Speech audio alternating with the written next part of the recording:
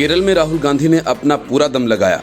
उम्मीद भी थी और मौका भी कि केरल जीतकर राहुल गांधी एक बार फिर कांग्रेस का अध्यक्ष बन जाते और विरोधी कपिल सिब्बल और गुलाम नबी आजाद का ग्रुप 23 चुपचाप घर बैठ जाता। लेकिन 5 राज्यों के विधानसभा चुनाव में राहुल गांधी एक बार फिर से लूजर बनकर सामने आए। एग्जिट पोल के नतीजे बताते हैं कि पी विजयन न सिर्फ सत्ता बचाने में कामयाब नजर आ रहे हैं, बल्कि भारी बहुमत से उनके चुनाव जीतने का भी अनुमान है। और तमिलनाडु में डीएम के नेता एम.के. स्टालिन मुख्यमंत्री बनने के करीब हैं।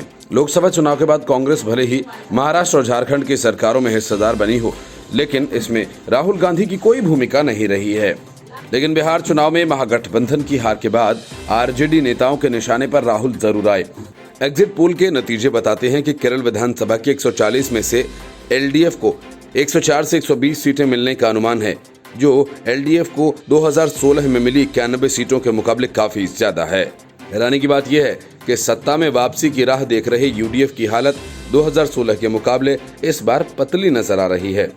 234 सीटों वाली तमिलनाडु विधानसभा में डीएमके गठबंधन को 175 से 195 सीटें मिलने का अनुमान लगाया जा रहा है, जबकि सत्ताधारी एआईएडीएमके के खाते में 38 से 54 सीटें आने का ही अंदाजा है।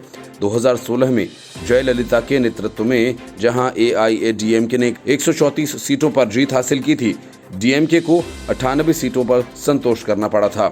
2019 में डीएमके ने एम.के. स्टालिन की अगुवाई में तमिलनाडु की एक लोकसभा सीट छोड़कर 38 सीटें जीत ली। एआईएडीएमके को महज एक सीट से संतोष करना पड़ा था और जयललिता के जाने के बाद पार्टी को ये सबसे बड़ा झटका था, क्योंकि 2014 में एआईएडीएमके ने सभी 39 लोकसभा सीटें जीती थीं और तब डीएमके का खाता भी नहीं खोला था।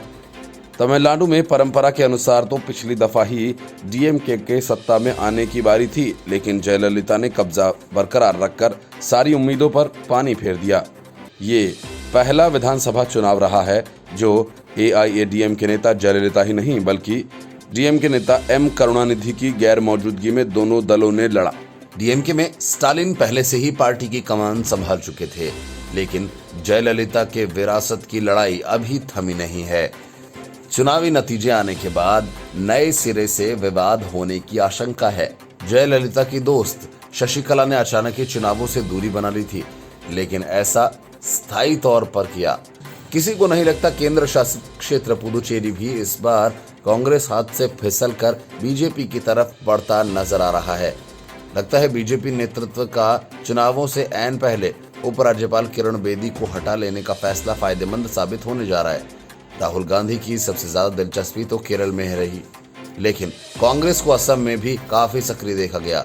2016 में हेमंत बिस्व शर्मा की कांग्रेस छोड़कर बीजेपी ज्वाइन कर लेने का असर ये हुआ कि 15 साल से मुख्यमंत्री की कुर्सी पर काबिज तरुण गोगोई को सत्ता से हाथ धोना पड़ा।